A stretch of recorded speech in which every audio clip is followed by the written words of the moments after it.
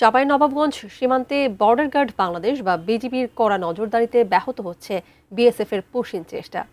এই বিষয়ে বিস্তারিত জানাতে চাঁপাইনবাবগঞ্জ সীমান্ত থেকে সরাসরি যুক্ত হচ্ছেন প্রতিনিধি মোহাম্মদ নাদিম হোসেন। নাদিম, আমরা যতদূর জানি চাঁপাইনবাবগঞ্জের সীমান্ত থেকে 20 জনকে পুশিনের যে সর্বশেষ যে চেষ্টা করা হয়েছিল সেটিকে কিন্তু বিজিবির বাধায় সেটি ব্যর্থ হয়েছে। এই পর্যায়ে আপনার কাছে আপডেট কি আছে আমাদের একটু জানাবেন। জি তানিয়া, আপনাকে ধন্যবাদ।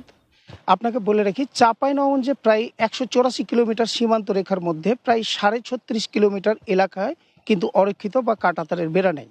আর এই সুযোগটি নেওয়ার চেষ্টা করেছিল বিএসএফ গত শুক্রবার দিবাগত গভীর রাতে। বিজিবি ও স্থানীয় সূত্রে আমরা জানতে পেরেছি, গত শুক্রবার দিবাগত গভীর রাতে আনুমানিক 2টা থেকে 3টার দিকে এবং গতকাল শনিবার ভোরে মহানন্দা ব্যাটালিয়ন 59 বিজিপির আওতাধীন চৌকা বিওপির এলাকায় বিএসএফের সহায়তায় 20 জন নাগরিককে বাংলাদেশে পুশিন করার চেষ্টা করা হয়। এই দলটিতে 11 জন নারী, 4 জন শিশু এবং 5 জন পুরুষ ছিলেন। তবে সীমান্তে দায়িত্বপ্রাপ্ত বিজিপির 59 ব্যাটালিয়নের টহল দল অত্যন্ত তৎপর থাকায় তাৎক্ষণিকভাবে বিষয়টি টের পায়। বিজিপি ও স্থানীয়দের চরম বাধা এবং অনড় অবস্থানের কারণে পুশিনের শিকার ব্যক্তিরা সীমান্তের 0 পয়েন্টে বা শূন্য রেখায় অবস্থান নিতে বাধ্য হয়।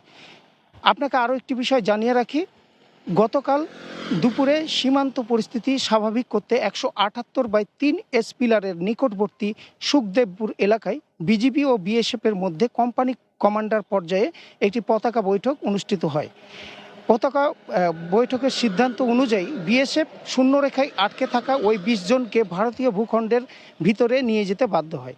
এ বিষয়ে মহানন্দা ব্যাটালিয়নের অধিনায়ক লেফটেন্যান্ট কর্নেল মোহাম্মদ তাজুল ইসলাম চৌধুরী ঘটনার সত্যতা নিশ্চিত করে বলেন, যে কোনো ধরনের অবৈধ অনুপ্রবেশ রোধে সীমান্তে সর্বোচ্চ সতর্ক অবস্থানে রয়েছে বিজেপি। বর্তমানে পরিস্থিতি সম্পূর্ণ নিয়ন্ত্রণে থাকলেও অপ্রীতিকর ঘটনা এড়াতে নজরদারি এবং টহলদর জোরদার করা হয়েছে। আপনাকে আরও একটি বিষয় বলে, এর আগেও বিভিন্ন সীমান্ত দিয়ে 44 জনকে পুশিনের চেষ্টা করে বিএসএফ এবং বিজেপি স্থানীয়দের করা নজরদারিতে তা প্রতিহত করে এবং বিএসএফ ব্যর্থ হয়। চাঁপাইনবাবগঞ্জ সীমান্ত এলাকা থেকে এই ছিল আমার কাছে সর্বশেষ।